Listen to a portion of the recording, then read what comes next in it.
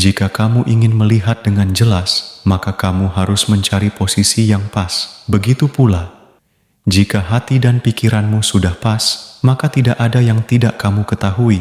Segala sesuatu akan terlihat jelas, baik tentang masa lalu maupun masa depan. Rahayu, rahayu, rahayu. Selamat sejahtera nggih. Ketemu lagi dengan Sri Teguh Bunga Dharma. Kali ini aku akan membicarakan tepatnya pendalaman ya tentang Danyang Nusantara.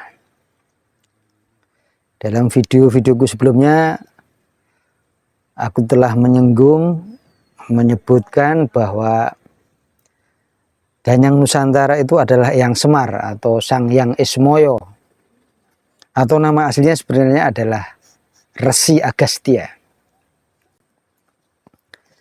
Dan beliau ini telah berada di wilayah Jawa Nusantara ini itu sudah ribuan tahun. Jadi bukan hanya sekedar 1000-2000 tahun, tapi sudah ribuan tahun yang mungkin sudah sulit diukur dengan ukuran waktu. Dan itu menurutku tidak penting. Banyak peradaban hilang dan pergi, tapi beliau salah satu tugasnya memang bangun peradaban di wilayah Nusantara ini. Dan komunitas-komunitas yang dia bangun secara umum disebut dengan kerajaan-kerajaan. Apapun nama beliau di suatu tempat wilayah di wilayah Nusantara ini, tapi sebenarnya tokoh ini satu dan sama, yaitu Resi Agastya, Eyang Semar, atau dalam wujudnya yang terbaru, yang terkini di legenda terakhir disebut dengan Eyang Sabdopalon. Nah, yang aku ingin pendalaman lagi adalah bahwa Sang Ratu Jawa, Sang Kesatria Pinandita Sinisan Wahyu,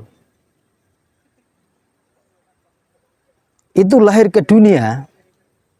Tugasnya salah satunya juga karena memenuhi panggilan dari Sang Hyang Semar, Sang Hyang Ismoyo, Sang Hyang Sabdopalon ini. Untuk sekali lagi membangun sistem peradaban di wilayah Jawa Nusantara ini. Tentu tidak hanya Sang Kesatria Pinandita Sinisan Wahyu yang satu orang, tidak. Banyak kesatria-kesatria yang lain yang juga terpilih. Karena seperti yang kukatakan dalam semua videoku, bahwa namanya cerita zaman, termasuk cerita peradaban kita, zaman kita itu tidak mungkin dimainkan sendirian. Pasti banyak pihak yang terlibat. Dan juga banyak manusia-manusia, kesatria-kesatria pilihan. Dan itu tidak hanya laki, juga ada perempuan. Mohon ini dipahami dengan tepat.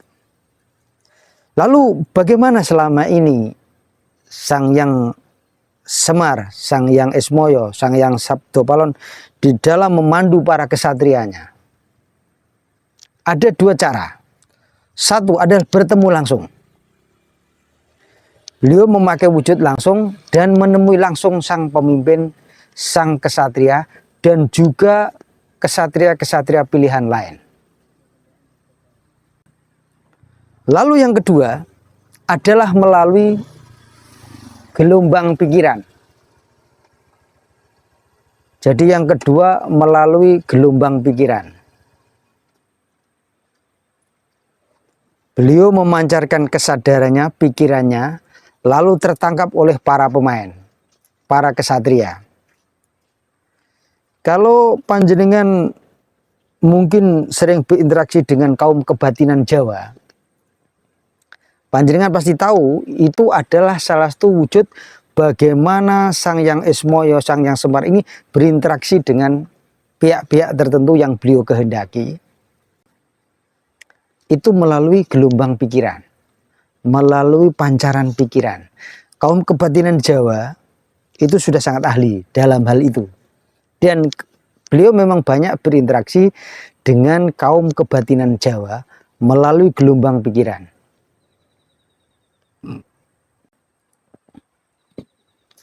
mungkin kalau istilah lain di kaum kebatinan Jawa mungkin disebut dengan kalenggahan. Begitu ya, mungkin kalenggahan.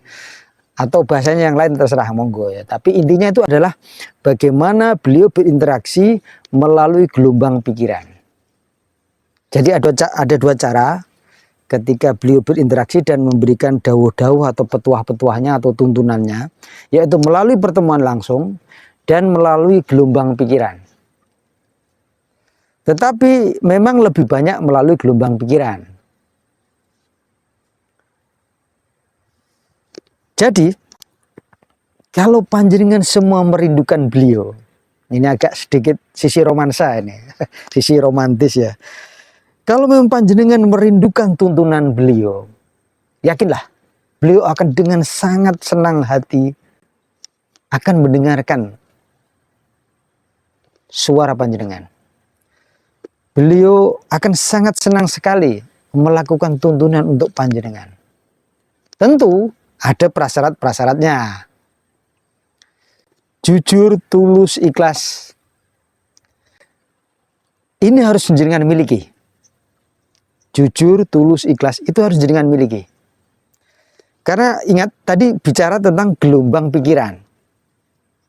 Sebagaimana kalau kita berinteraksi melalui sinyal radio, sinyal TV atau sinyal handphone, itu kan perlu prasyarat, perlu cuaca yang tepat, perlu suasana yang tepat sehingga sinyalnya tidak terganggu.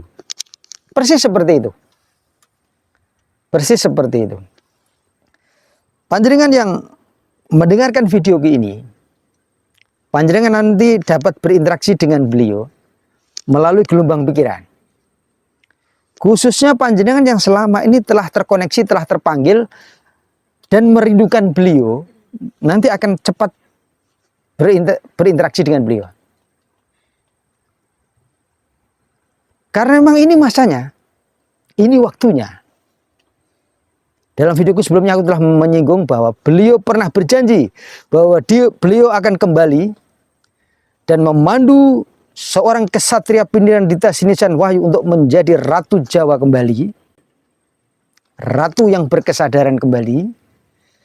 Ratu yang selaras dengan alam dan akan memimpin satu peradaban lagi untuk membangun tatanan adiluhung di bumi Jawa Nusantara. Itu adalah janji beliau. Dan tentu saja tidak hanya satu tokoh ini saja.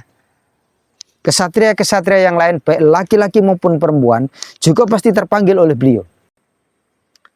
Panjenengan, aku pastikan bahwa panjenengan semua bisa berinteraksi dengan beliau tentu dengan prasyarat-prasyarat itu.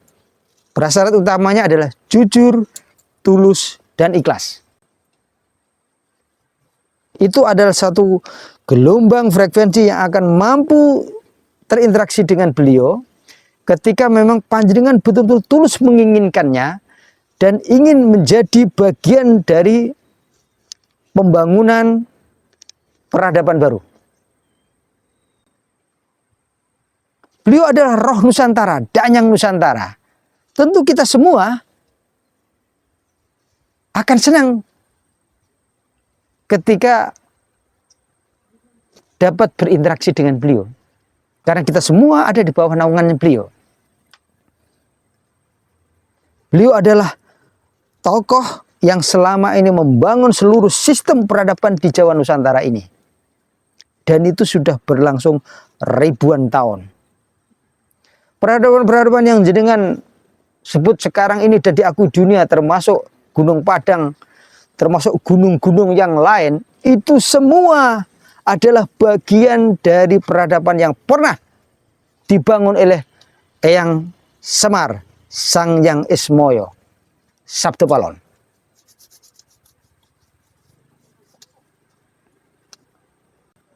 Beliau akan menuntun kita. Sebenarnya apa sih yang kita mau, yang tepat untuk membangun kembali peradaban di Jawa Nusantara ini. Maksudnya yang kita mau adalah kita dalam arti yang sesungguhnya. Bukan hanya sekedar keinginan-keinginan liar pikiran kita. Tetapi adalah keinginan sejati kita. tuntutan sejati kita. Beliau pasti akan menuntunnya. Karena beliau hadir kembali sesuai janjinya untuk membangun kembali peradaban, mengembalikan kembali peradaban yang adiluhung. Biarlah beliau yang nanti menentukan bersama roh Ibu Pertiwi dan wujud-wujud Ibu Pertiwi yang lain, bagaimana Jawa Nusantara ini akan ditata. Bagaimana Jawa Nusantara ini akan dibangun. Kita tidak perlu membahasakannya, mengacunya kepada bangsa lain. Tidak perlu kita menjadi negara maju, negara kaya. Karena kita sudah maju dan kaya. Justru sejak kita mengekor bangsa lain, kita menjadi mundur. Kita kehilangan jati diri, akhirnya kehilangan tatanan. Dan jadinya seperti ini. Menurutku ini. Bagi panjenengan yang tidak setuju, tidak percaya, lupakan.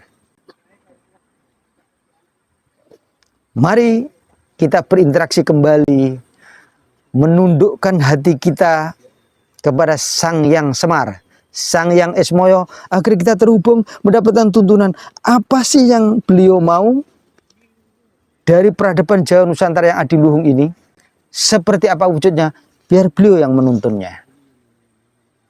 Kita semua adalah anak cucunya, kita semua hidup di bawah naungannya, tuntunannya.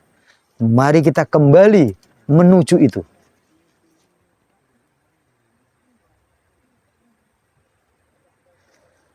Kita jangan seperti anak-anak yang durhaka.